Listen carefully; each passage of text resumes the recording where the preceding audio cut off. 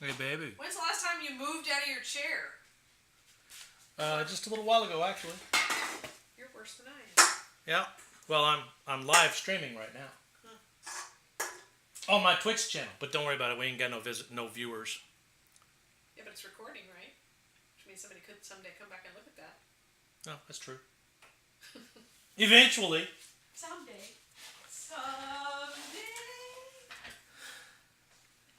And that now that is recorded for history forever. Yeah. So when I become huge and famous, that can go viral. Or when you become huge and famous, whichever. Somewhere over the rainbow.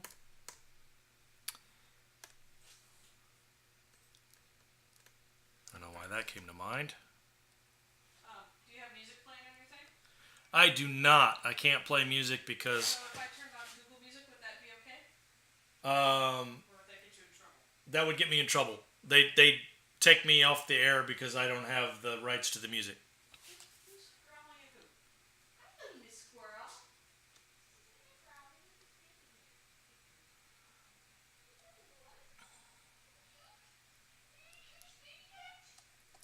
Sorry, that's for the child. Okay.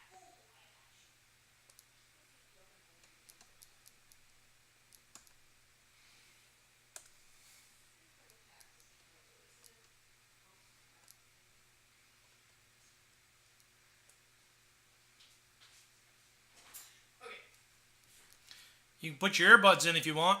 I've been doing that. I wanted to take them out. Yeah. I'm just going to leave them off. I'll have no music. Alright. Where was it? Come on. April. April needs 3 months.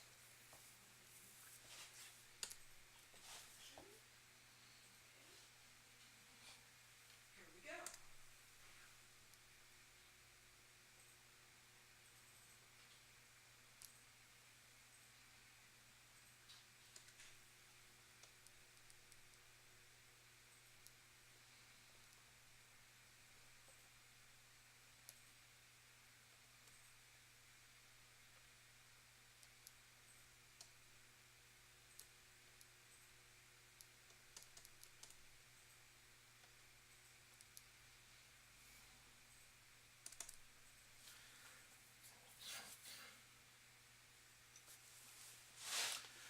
I don't know what I'm going to do with the armor for this girl yet.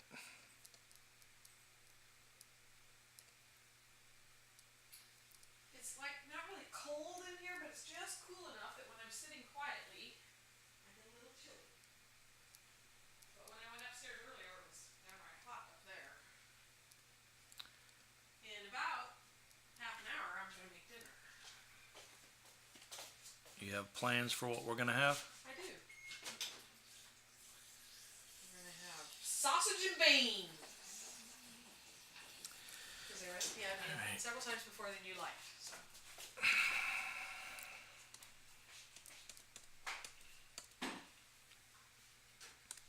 Unless you'd rather have pasta and then we can have sausage and beans tomorrow instead. Nope, I'm good with sausage and beans.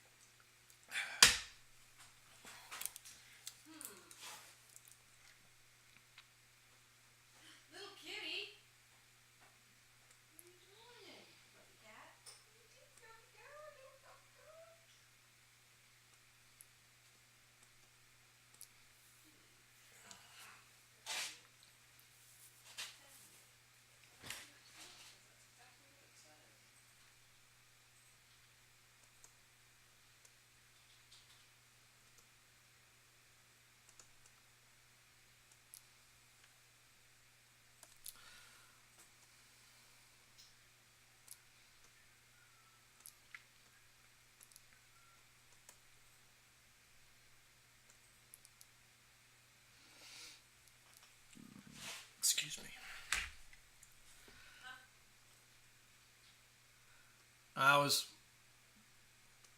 belched and I said, excuse me, in case somebody actually logged on and watched this video at some point. I don't want them to think that I'm some rude, crude dude.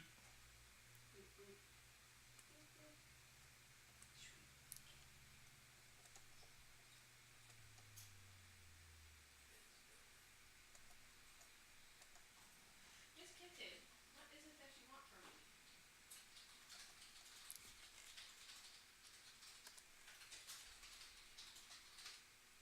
What, baby? What? Oop. What is it?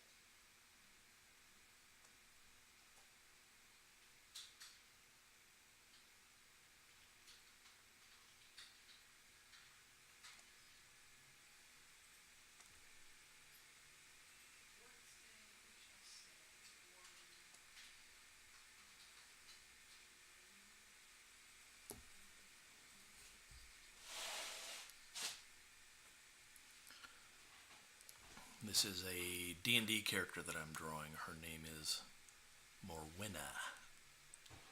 And Morwenna is a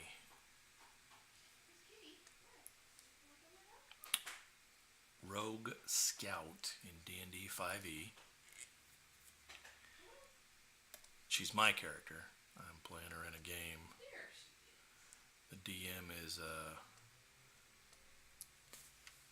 friend of mine from Iceland by the name of Chris, who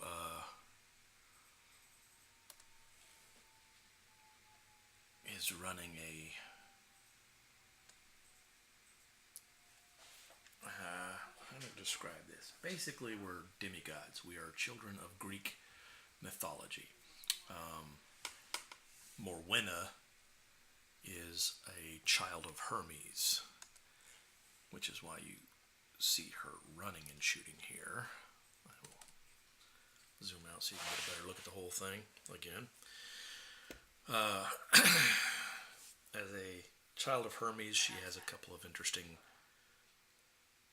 gifts that she gets, not the least of which are these Greek sandals that she's stolen from. And also, you should know that this is demigods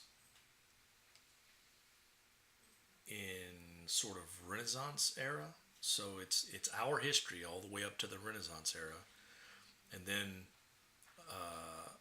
myself and the other members of my party find out that we are all related to gods, that we're not just mortals. And something happens where the sun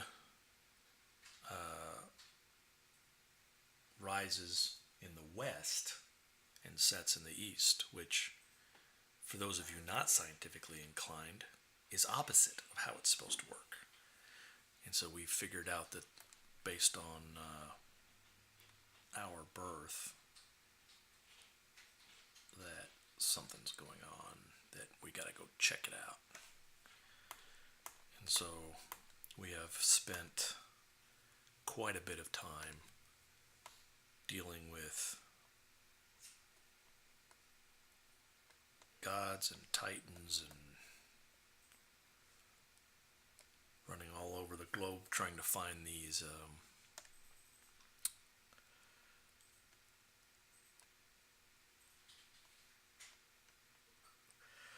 individuals with the information we need in order to I won't say set things right, because truth be told, we are looking for the information as to why it's wrong first. And then eventually, when we get everything pieced together, that is when we will worry about actual trying to set things right. So Thane is our cleric, and the player who played Thane had to back out of the game, and so we've NPC'd his character, and he is not only our cleric, he is the son of Hephaestus, I think. I think that's the Greek forge runner is Hephaestus, if I'm remembering my mythology right. And mind you, I'm not brilliant at this stuff, but regardless, he builds things for us and kind of helps us out, and we are. He has also become somewhat of a weaponsmith for us, and Morwenna, as you can tell also by this drawing, is a bit of an archer. So I listed her as a rogue, a scout rogue. Scouts have certain mobility bonuses that help them get out in front. They can use their stealth and their survival skills, and kind of like cross between a ranger and a rogue, but they're able to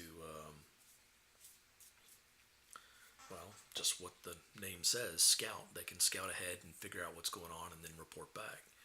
But as a daughter of Hermes, one of the other things that I took was, like I said, I stole from, okay, in game, and this is a fantasy game, mind you, Morwenna was able to break into,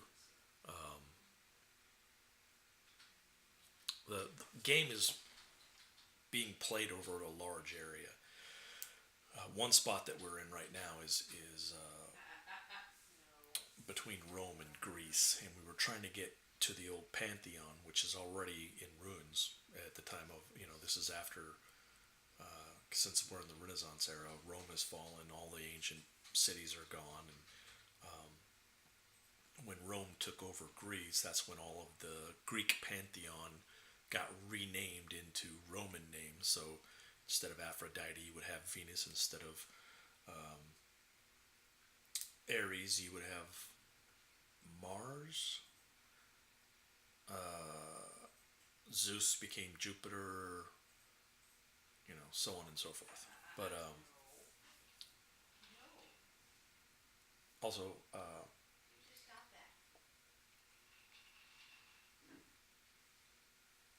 the party consists of a paladin, my rogue scout, a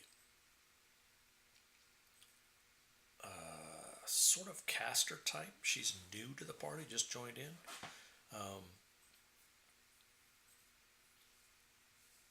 She's the player, female player, is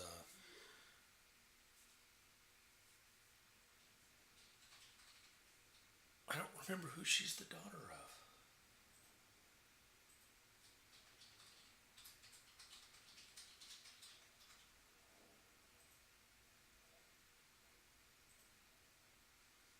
Anyway, Thane helped us build our ship, and then we took the ship and went after the Argo, Jason and the Argonauts, and we found something called Godwood on an island where Circe was in charge, and not a direct rip-off, but similar to what they did with Percy Jackson and the lotus flower and all that stuff. He did something similar to that with the island when Circe was in charge. And so when we got there, several of us became mind controlled, and some of us were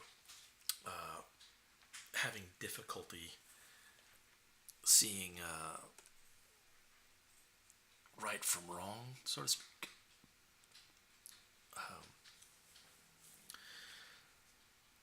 When we finally got out of there, we've dealt with Oceanus, who is the Titan that is basically, he is the ocean, and Poseidon is the god of the ocean in the Greek mythology, but Oceanus would be the Titan before the gods.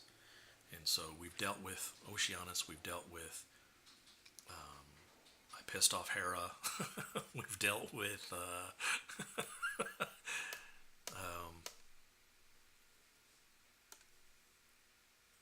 oh gosh, it's been so many things have happened. And the thing about his demigod game, Chris's demigod game, is that it's run on Sundays, and it's online because obviously I'm not going to fly to Iceland for a Sunday game and then go home. So we play on Google Hangouts, and it is not recorded or posted anywhere, but we have Chris from Iceland.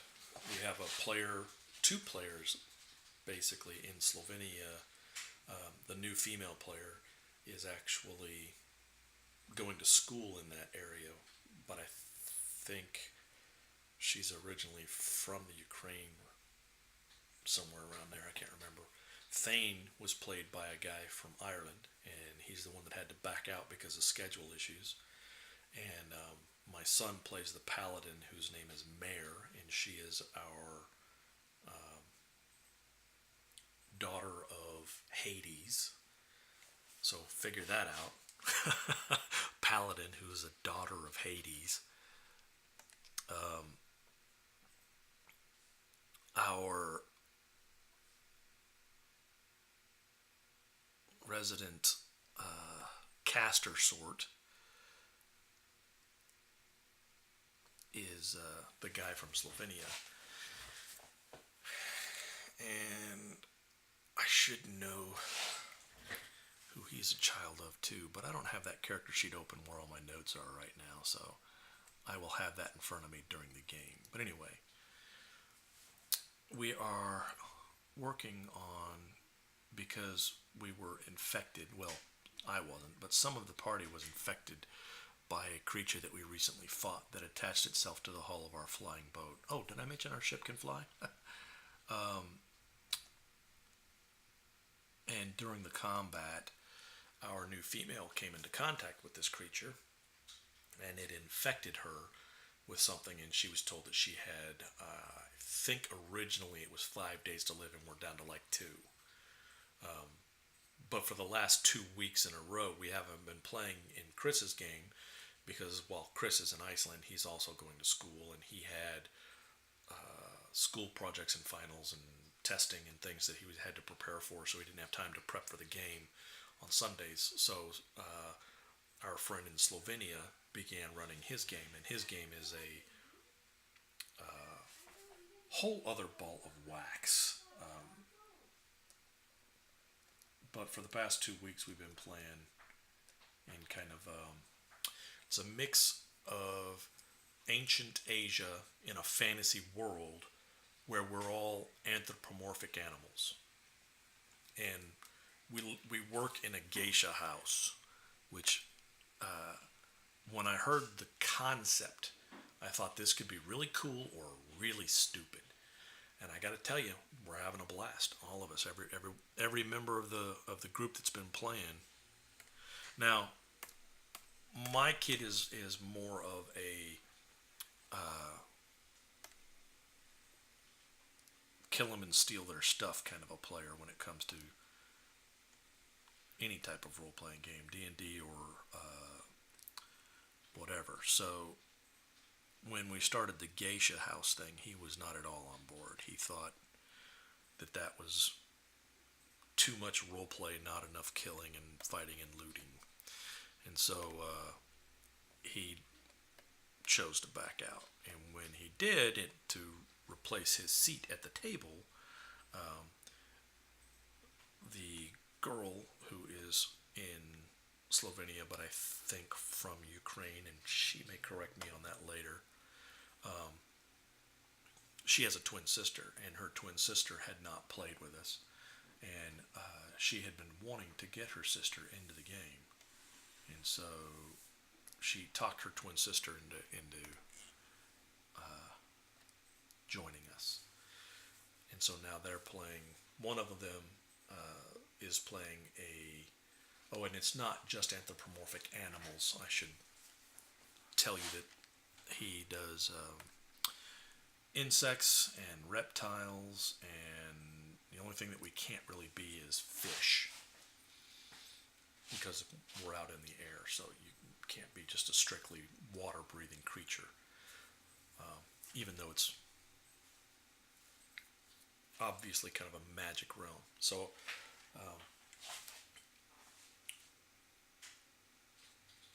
anyway, I'm getting off track again. She plays a what is the furry moth from? I forget. It's like a Argentine fluff moth or something. They've got like fur all over them and stuff. They're very cool. The drawing she did, she's more into the anime and more cartoony style art than I draw. I draw more comic book style art, and I really like. She actually drew my character for me too. My character's name is Emiko, and she is a South American dart frog, which is poisonous to the touch, in case you didn't know. And she's playing the moth, and then her sister is playing a anthropomorphic fox, and then another guy from right here, not just in Texas, but literally right up the road from me. And I've played with him in several games online, and we've never met face to face. And if you're listening to this, Archie, you and I got to at least hang out at some point, go out and get I don't know, some dinner or some lunch or something. I'll bring my wife along and we'll just chew the fat. But Archie is playing an anthropomorphic butterfly. And this butterfly, a really cool thing about the butterfly is it's got mostly black wings and then this vivid, sharp jabs of color that go everywhere. And our friend from the Ukraine did a really good job on the drawings for her too. So she drew our entire party. I started to draw my dart frog character, but and I was taking, because geishas are entertainers, and they're artists and entertainers. They are not prostitutes. Well,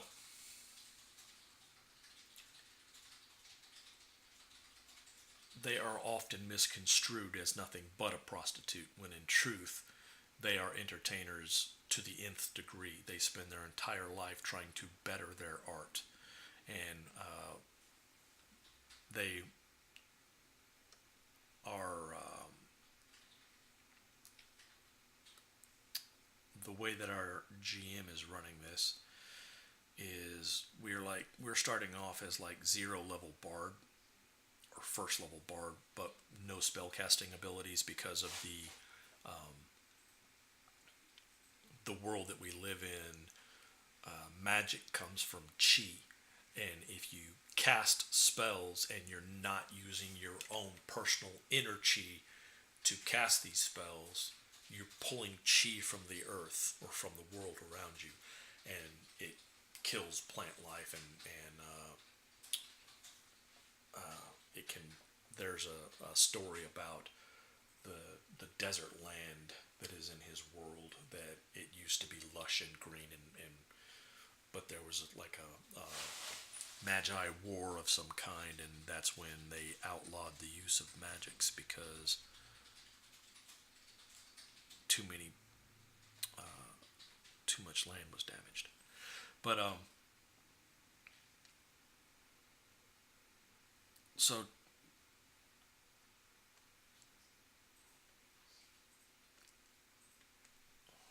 long story even longer, the last 2 weeks we've been playing in his game, and I haven't gotten a chance to get back to Morwenna. But this coming up Sunday, we're back in the Demigod game, and so I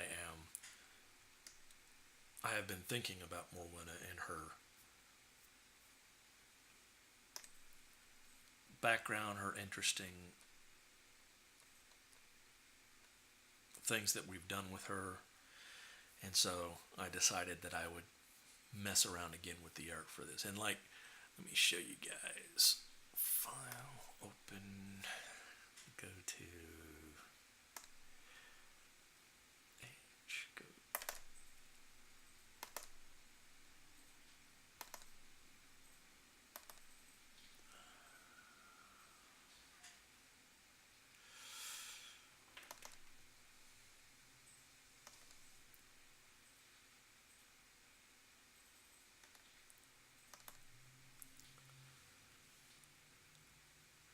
All right, so this is the first one that she drew for me, and you can see the patterns that she did in the robe here, and how this is different than this. But we decided, like, she was trying to ask me how to make her look more frog-like. And so I gave her the idea of kind of and yes, I said Kermit the Frog pupils, but if you look at a frog's eyes, that literally is what they look like. And so she went back and added that in, and I said that a lot of reptiles don't have ears. What they have is like a little sensory gland on the side of their head, and so that's what this little black spot here is supposed to be. And then I was saying that they have a much wider mouth, and so like for me, and I'm gonna add a layer on top of this so I can delete this without damaging her original art, because I think even her beginning one was beautiful.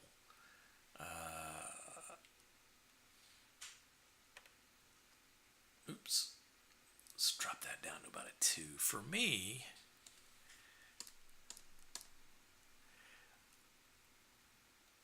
I may have actually done something similar to this.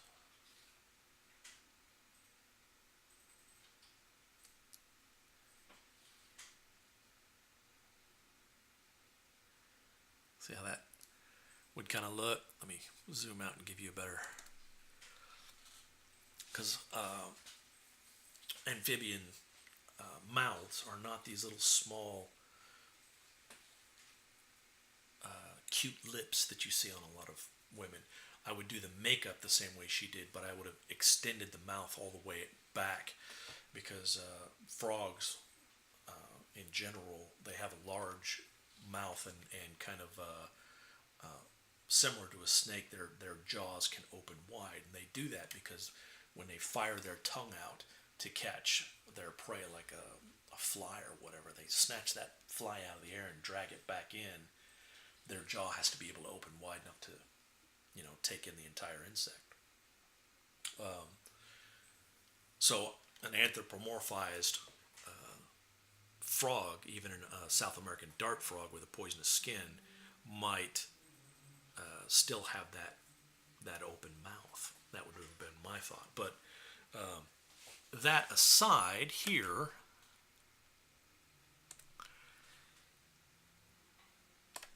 she decided to change the color of the robes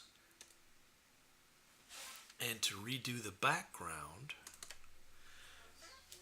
And this was the one that she went with for the final. Now, one of the things about the way that she did these textures in the robe are a little different than the previous ones, which you've seen here. Okay, so like you can see this, and let's blind that so that you don't see the mouth thing I drew on top of there. But you can see that, and I really like the way she had the hair here with the grays and whites, and you can see she kept that here. But for some reason, this one with the silver in the background, the bluish moon in the purple background, kind of makes that hair stand out more to me.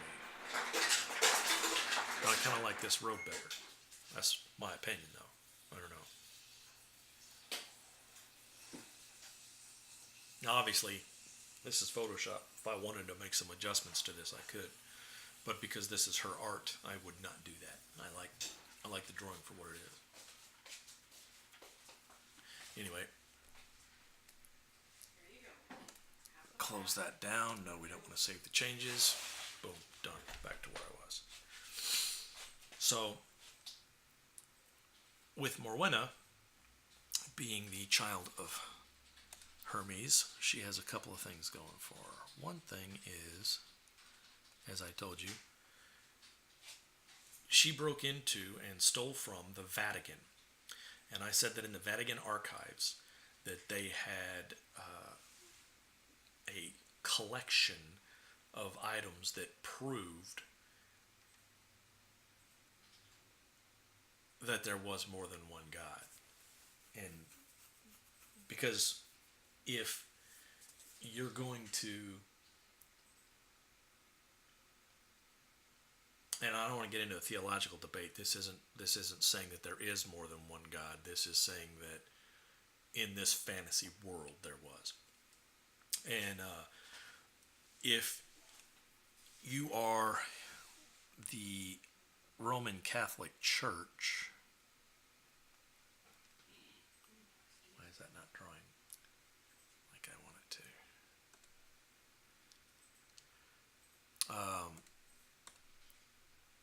No.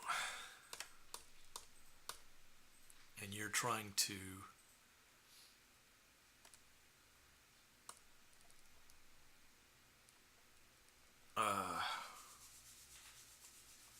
establish your religion as the only religion, like they tried to do with the Crusades and with the Inquisition. And this is all ancient history, and a lot of you guys are probably well aware of it. But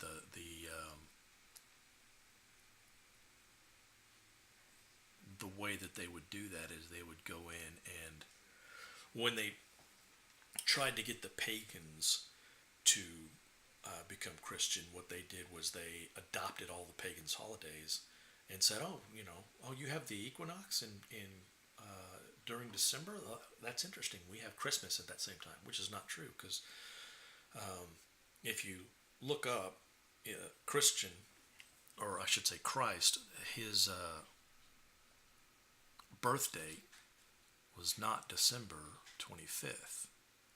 We celebrate December 25th as his birthday because the Roman Catholic Church was trying to get the pagans to come over and follow their faith, and they were saying, "Yeah, we've got the same holidays as you do." So they changed his birthday from, I think it was March something, all the way to December, and they said that was that when the pagans are celebrating the equinox and the celebration of harvest and fertility and everything that happens during the regular seasons is what the pagans sort of celebrate. And that might be wrong, but that's my general understanding of it. They're saying that the Christians were also celebrating, birth and fertility and whatnot, and the way that they were doing that is by making the Christmas, or the birth of Christ, the same day as when the pagans celebrated. So then the Inquisition, the whole thing was convert or we'll beat you until you believe what we believe. And I did something to my size, didn't I? That's what it was. That should have been like a 15, I think.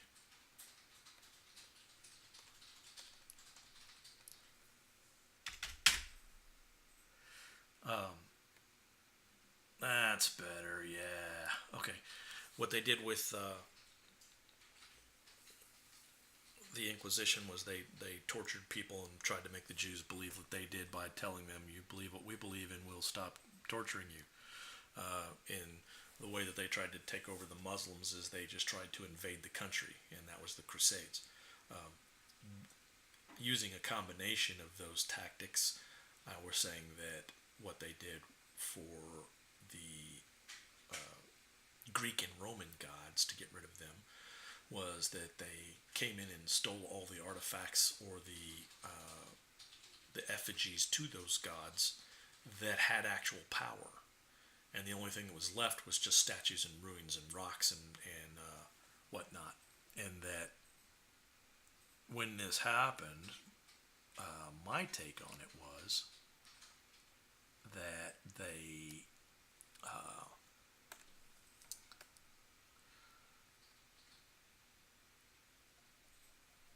created a vault within the Vatican where they would hide these artifacts and these actual items of power.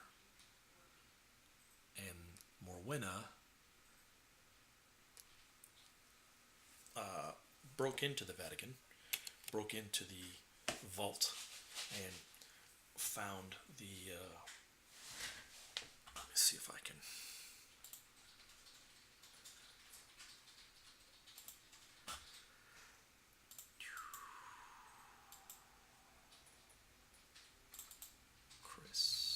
Demigods.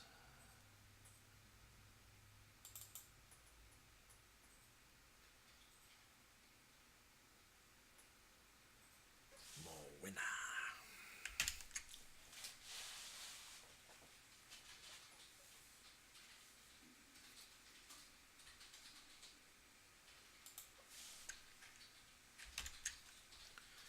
Control 2.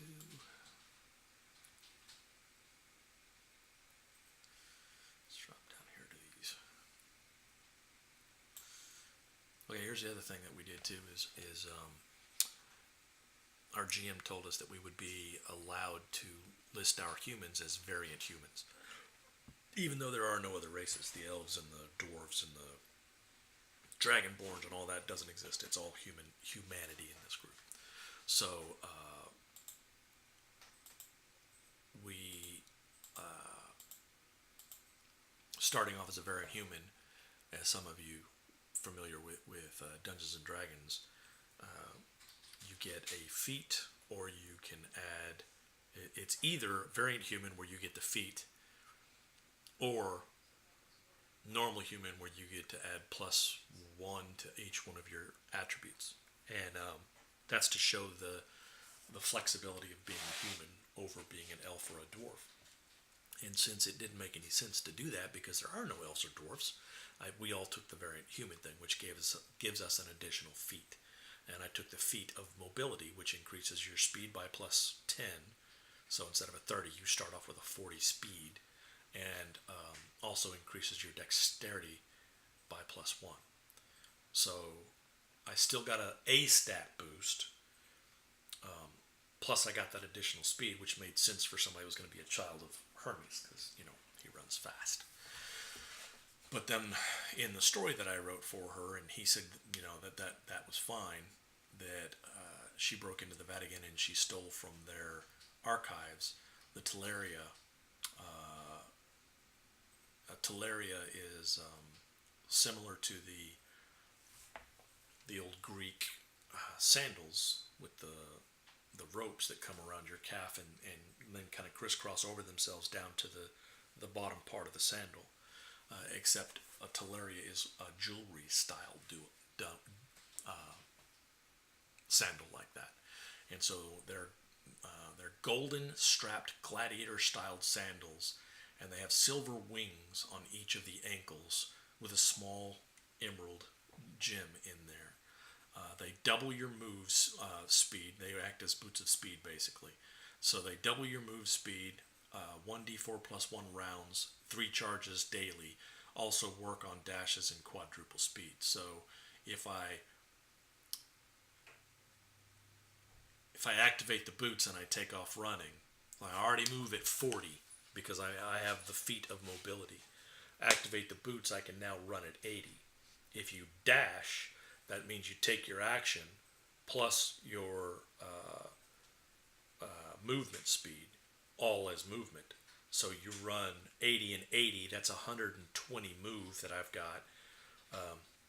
Then on top of that, as a rogue, you can bonus action dash. So 80, 80, and 80, I'm sorry, 80 and 80 would have been 160 move, but 80, 80, and 80, that's 3 times 8, it's 240 hex move. And then he had us unlock Demigod Abilities as we leveled up. And one of the ones that I recently got, which I can't use too frequently because it drains me, but I now have 3 times a day she can activate haste at will as the spell, and it says see below in parentheses, and it says the additional boosted speed and additional attack and temp hit points of D8 plus proficiency plus con bonus, though it does have a downside of only lasting for 5 rounds each time, and if she uses it multiple times in a single combat, it costs her energy and health, accelerating her aging, causing 1d4 minus con bonus damage that ranks up each time that it's used, and can only be healed with multiple short rests or a long rest. Furthermore, the system's stress lowers her ability to control her temperature and makes her less polite, more vulgar in nature. And Morwenna, the Lady Morwenna Griffith, is a noble. So she tries to maintain certain status. But then the spell Haste is a 3rd level transmutation spell, casting time 1 action, range 30 feet, components verbal, somatic, and material. I don't have to worry about that because this is an inbred demigod ability, which just I can activate it as an ability, so I'm not actually casting a spell. Duration is concentration or up to a minute, but of course that's also because of the demigod ability changes. It says choose a willing creature that you can see within range. Until the spell ends, the target's speed is doubled. It gains a +2 bonus to AC, it has advantage on dexterity saving throws, and it gains an additional action in each of its turns.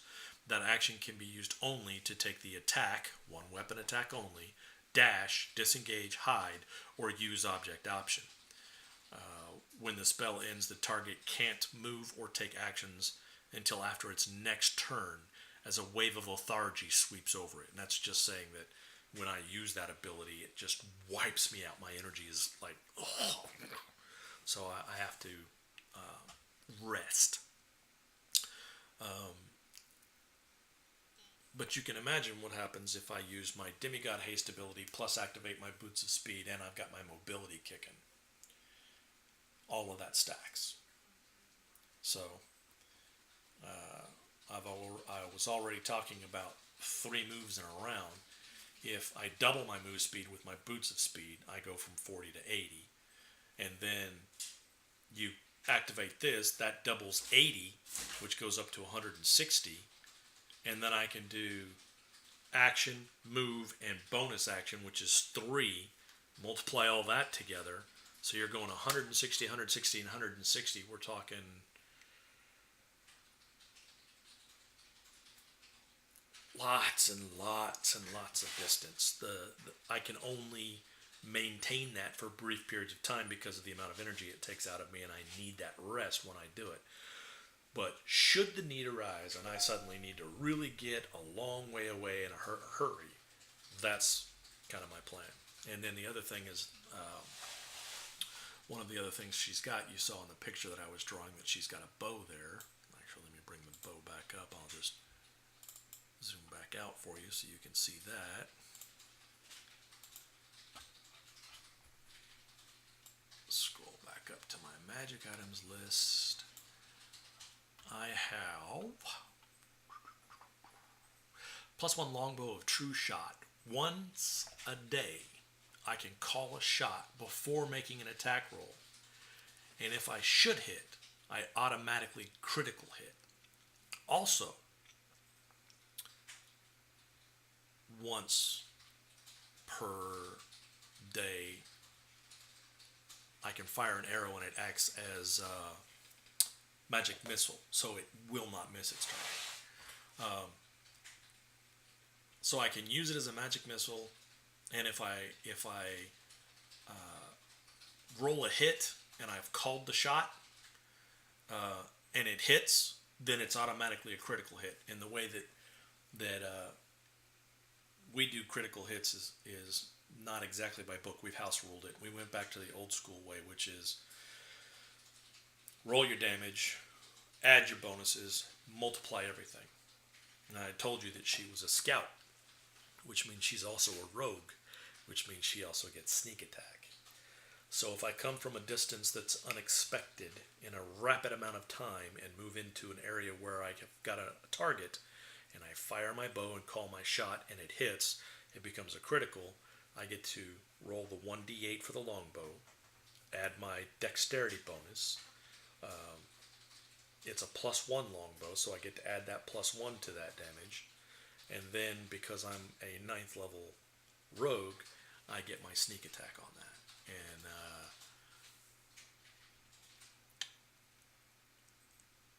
what that means in combat is I get 5d6 added to it. And the whole thing doubles if I crit. So I can deal out a crap ton of damage. Sneak attack as a rogue is only good if A, the opponent you're targeting has another member of your party in melee with him, which means he's distracted and I've got a moment to shoot him while he's paying attention to somebody else, and I know how to hit him to do more damage. That's what that additional 5d6 is supposed to be represented by. Or if I'm attacking from surprise, meaning he doesn't even know I'm in the area. Or the other way that you can have if I've got advantage on the attack, then I get my sneak attack bonus as well. So I have a fast rogue who can deal out some major damage. The downside is she can only wear her leather armor, which her studded leather armor that she's got is not bad armor, but it's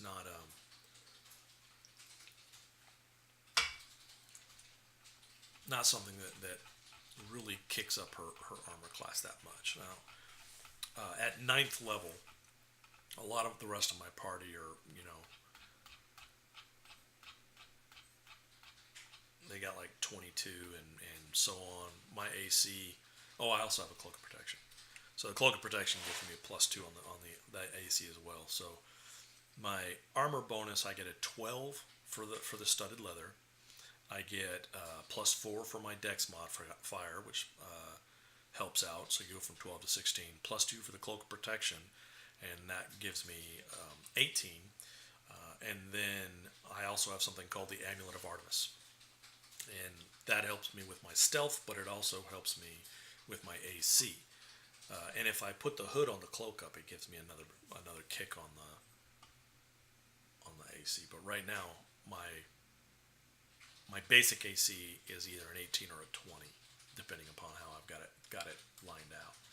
So with the stuff that he's throwing up against us being gods and titans and mythological creatures that we shouldn't be dealing with in the age of the Renaissance, it's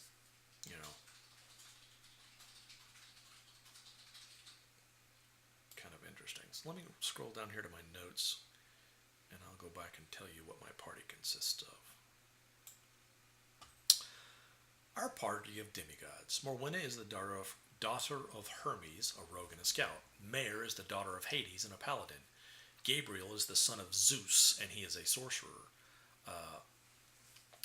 Marquise is a child of Hecate and an illuminous wizard. Well, that's a sales call. Ilithia is it just says a child of the wolf and a ranger, because they have not told us specifically where her demigod blood comes from yet. But while they listed her as a ranger, the guy that's playing her she's very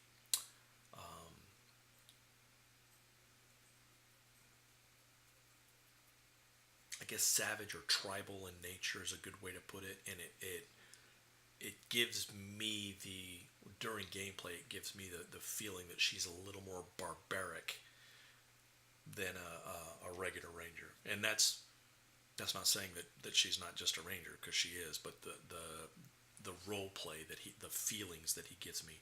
She's a much more visceral kind of play it by her gut and fighter type.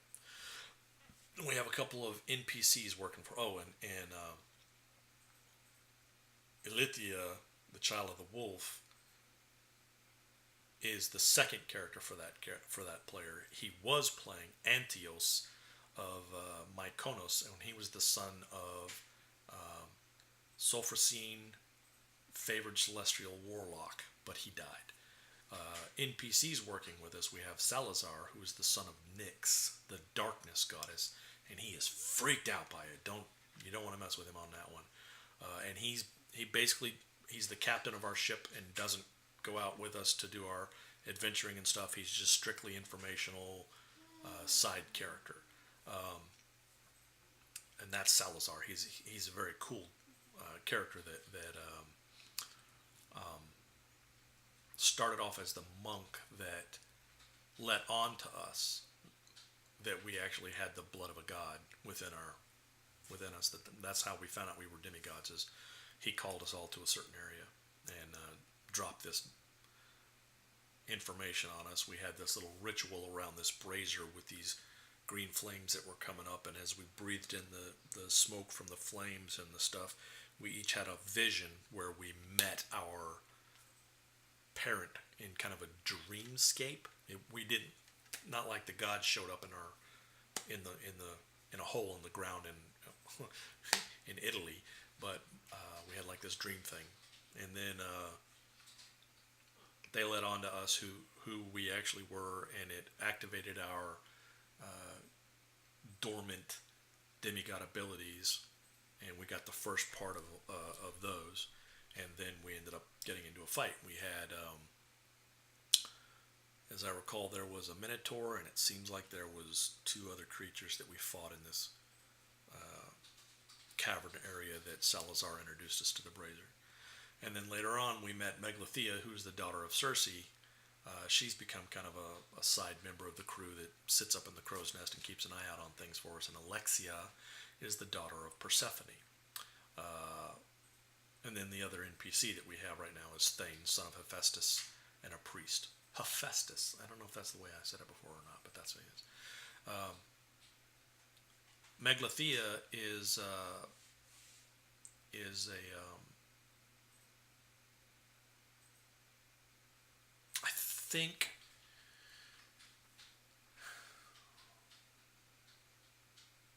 I think she might be a priestess, but I don't know. I don't have that written in my notes. Alexia is actually, she's the one that's up in the crow's nest all the time. Megalithea is typically in our library, or because we have a library we built into our boat. We have a library, a giant bar, and then we each have our own individual rooms, and the whole ship now is airborne through magic. But Alexia is she has a hat of disguise, and she has the ability to go invisible, almost seems like at will, and stay that way for long periods of time. So we very rarely see her around the ship, and she'll just kind of appear out, and she's a creepy little child the way he's role playing her. Gosh, she's creepy. She'll just like appear next to you and kind of pull her hat off and look up at you. Hello. And she has this. He does the voice better than I do, but she has this very. It's just creepy. And Thane now is the son of Hephaestus, and he is always on the boat and taking care of the boat. So he's like maintenance for the ship, and kind of our ship's quartermaster. And we go to him when we need, like if I need replacement arrows or patches done to my armor, or whatever. And he's also helped me. Morwenna has particular tastes, and her room is just so.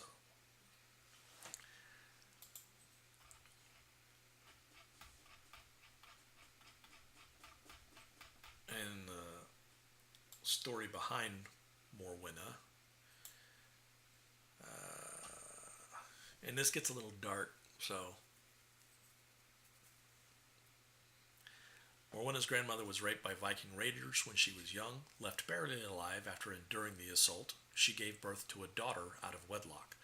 Her mother, when she reached age, traveled to Greece to visit the vineyards that the family owned, and returned home to England pregnant with child. Morwenna's mother died in childbirth. So Morwenna was raised by her grandmother, hearing tales of men's wanton and self-serving ways, constantly being reminded that they were only interested in her for either her money or to take her purity and virtue by force if necessary. She was taught from an early age to both be on guard and to defend herself from anyone who might wish to do her harm. She received weapons training and travel survival skills from her uncle, who later died from Pithis in spite of receiving the royal touch. Even her childhood friends were not to be trusted. Her grandmother would say, "All other families want what we have." This ingrained a sense of distrust and gave her a guarded and stern personality. She was often referred to as the snow-capped glacier. Being multilingual, she often is used to travel and check on the family holdings, both in Greece and Italy. She brings messages and helps to translate things when needed.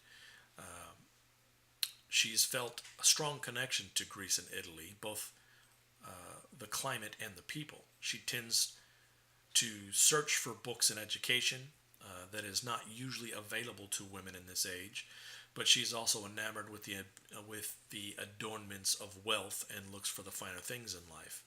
With her family name and ability to get her way, she often gets to books that she wants. Men of noble houses desire her as a trophy arm candy for social reasons, and women envy her lithe and graceful movement and the attention that she garners from the men without trying. Morwenna could care less about any of it, preferring to play, learn, and move on. Life for her is one adventure-seeking moment after another, broken up by periods of research and travel. I also said that she keeps to herself and she's on the move by reasons of acquisitions of land and vineyards for her family's business and holdings in various locations. This excuse also keeps her away from her family's patron, who tries to marry her off occasionally against Morwenna's wishes and intent.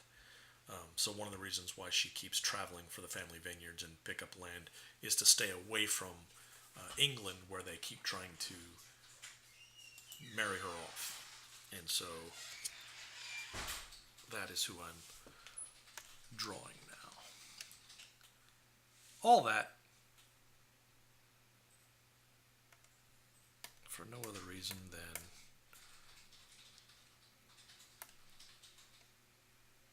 I can't do anything halfway when I do my characters. We had a mage game that was supposed to start.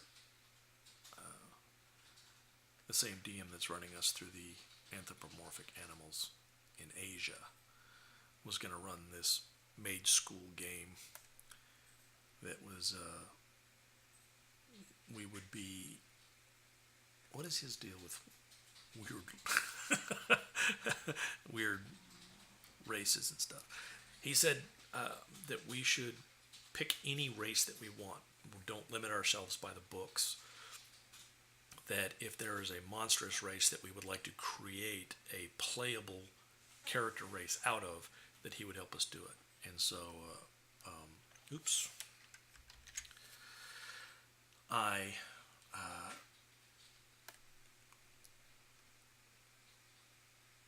was inspired by something that I created for my own homebrew world for D&D 5e. And I decided that the NPC character that I had created for that homebrew world may have had a history elsewhere.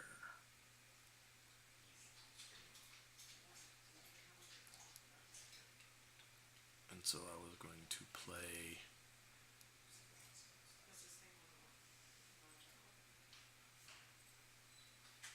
the PC race of Fairy Dragon. And my Fairy Dragon was going to be a wizard caster in the school that he had designed. But we had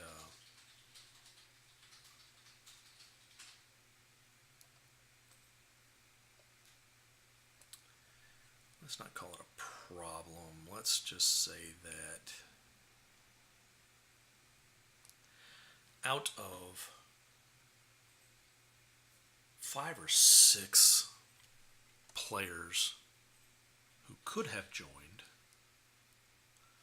only 3 of us sent in our character race ideas. And I will admit, I went a little overboard. Not on the race, mind you. I actually just did a search online for Fairy Dragon PC race, and then I copied and pasted it into a document on my computer and made a couple of adjustments to it to give it a little more balance. They had kind of made it a little too OP. I'm more into the role play than I am the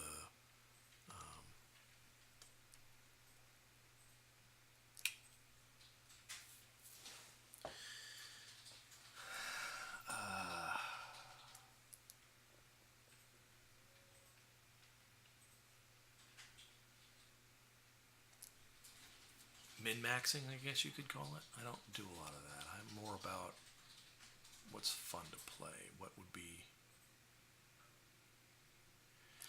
interesting situation to end up in, right?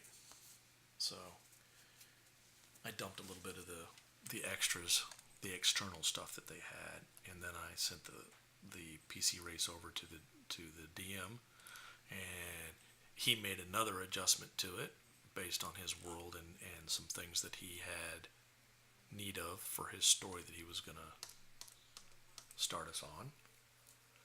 And then sent it back to me with this questionnaire that was supposed to bring out a little more information about my backstory, not knowing how much of a backstory I already had for this character based on him being an NPC in my own homebrew realm. And Microsoft makes this really cool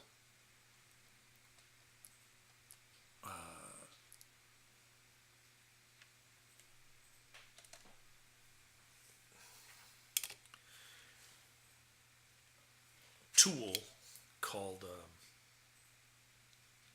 Onenote. It's in Microsoft Office. It's available.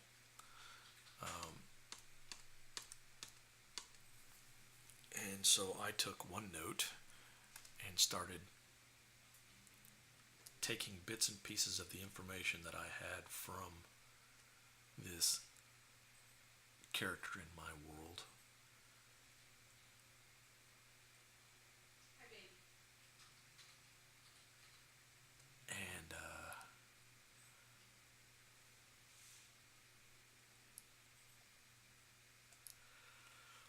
piecing it together with the new PC character race and the sheet, plus his questionnaire, and with the things that he wanted added to it for his realm, plus everything that I already had in it, I ended up with about, I don't remember, it's like between 30 and 40 pages worth of information about a character I'd never played. That's overkill, I know. Lots of people tell me that. But it was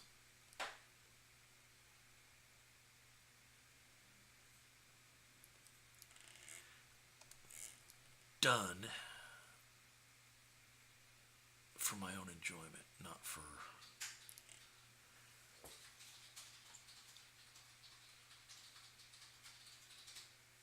not to try to make things more difficult or less or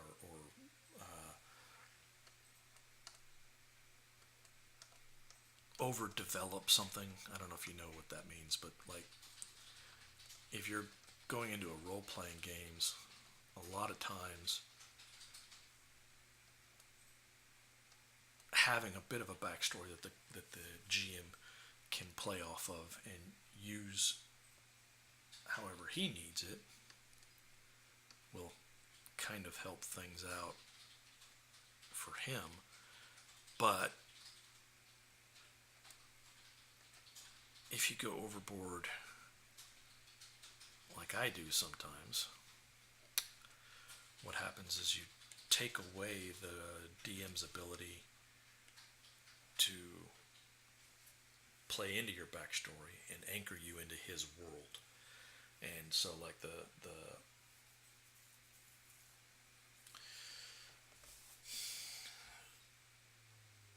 adding or creating an NPC in your backstory and leaving that person alive, don't just kill off your parents and make the same old Batman backstory for everything that you do, gives the dungeon master some things that he can kind of add into his story and have fun with later on.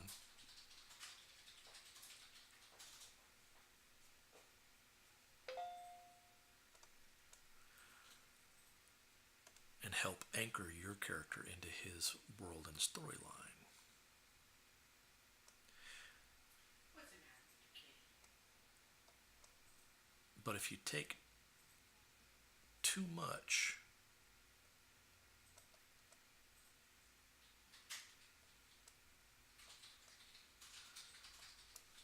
what can sometimes happen is that the GM feels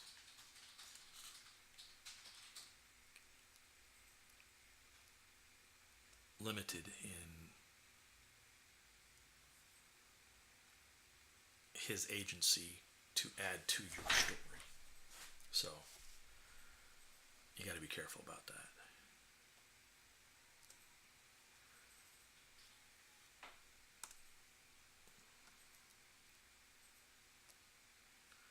With the way I designed Morwenna, as you heard just a minute ago, she has quite a bit of a backstory, and it's kind of without being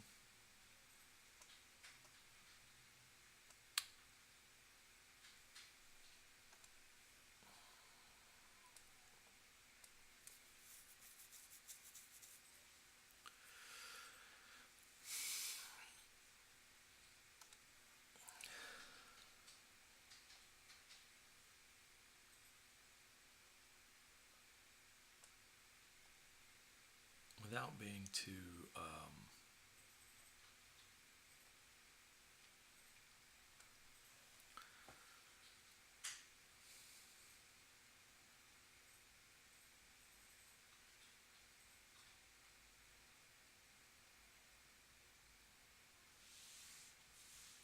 You are a good boy. if you think about her birth, her mother passed away in childbirth, but she was raised by her grandmother, so she never knew her parents, never knew her dad, didn't know her mom, was raised by her grandmother, and stayed within the Griffith family. So, but she was wealthy. She was a noble. She never went without. So that's how she became who she is.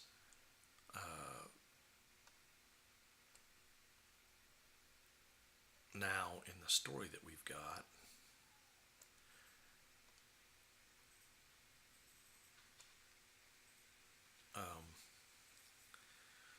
But it's still a dark and sordid past, and because of the way her grandmother raised her to believe that no man is trustworthy, it leaves me a lot of room to role play, and it still leaves the dungeon master room for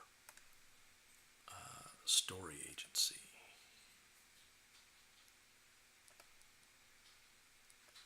And that was my objective.